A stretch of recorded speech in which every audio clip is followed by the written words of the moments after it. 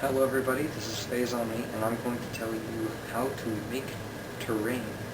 Well, first of all, in a future video, I'll tell you how to make little terrain using foam board, but today we're just going to be painting it. And the things you need for that are any kind of flat gray paint, black paint with a paintbrush, or a black paint marker. And for the stone texture underneath, you're going to want a very porous sponge. This will add the stony effect onto the black part of the building. So, let's get started. So, we have our little building. This is going to be something for D&D. I'm probably going to be putting up videos on D&D pretty soon, so be looking for those. We're going to start by shaking up the spray paint. Going ahead and opening that up. Okay. Now, you don't want to put too much on one spot. You want to make this look like building material. So, just dip a really porous part in. I've used this before and it was right about here.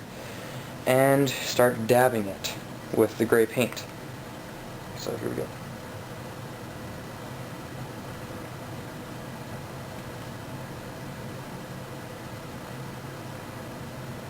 Okay.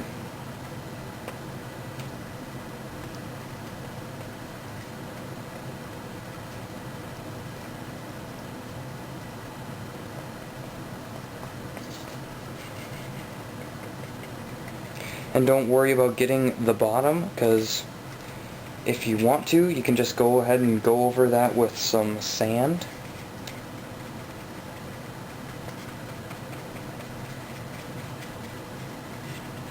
Here we are, the one side of the wall. Try and get as close to the bottom as you can.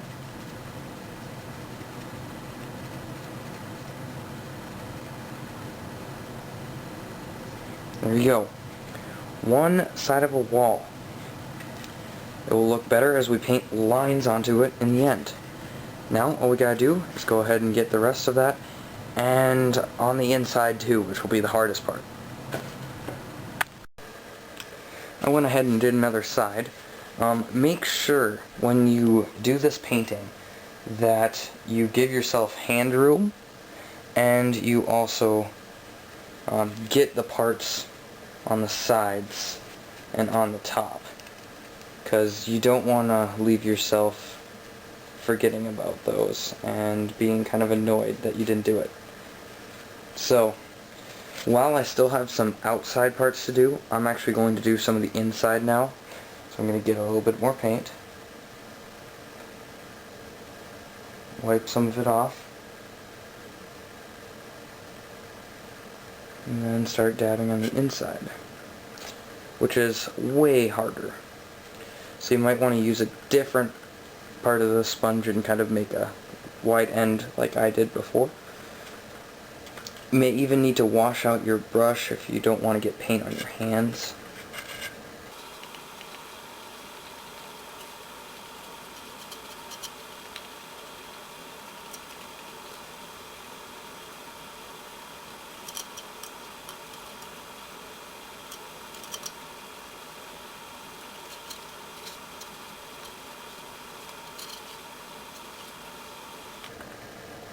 And there is part of the inside.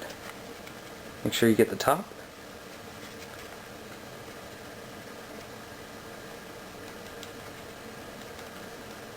That. Maybe a little bit more on the inside. It looks kind of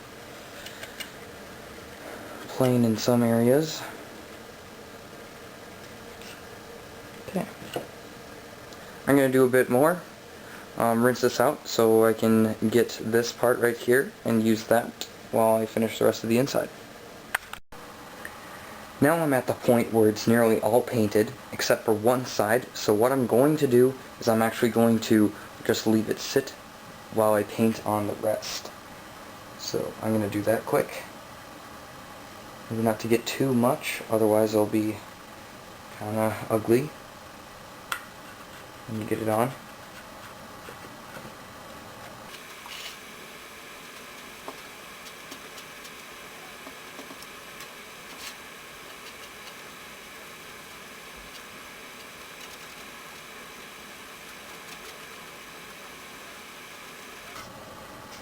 I'm going to pick it up here, get the bottoms, and you know what? Don't be afraid to get the paint on your hands if you want to actually make it look more detailed. You're going to have to.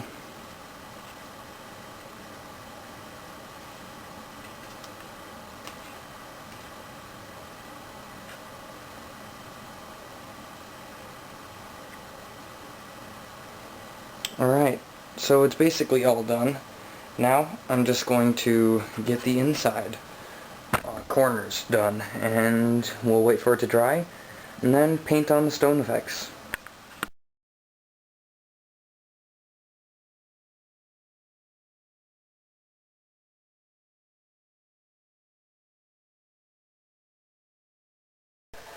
I skipped forward ahead and did a couple more walls. Now I'm just going to finish up with this last one. Now also make sure you keep aligned with these corners here. On the outside it doesn't really matter all that much because, especially for me, I've made them kind of small. So it's hard to tell what's connecting to what.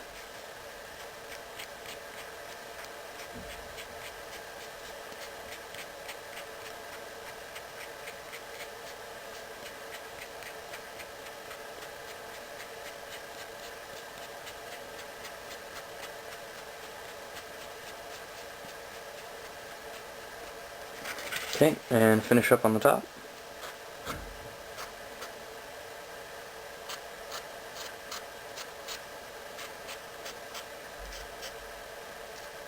There we go.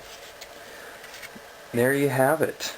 A bricked building painted with the effect put on the stone effects. And if you want to go even one step farther, you can put glue on here, put sand on top of it, and paint over that so the sand doesn't go away, and add texture to your little base that has support for the entire model. Well, I'll see you next time with either the D&D videos or some more terrain videos. Be looking for them. Bye.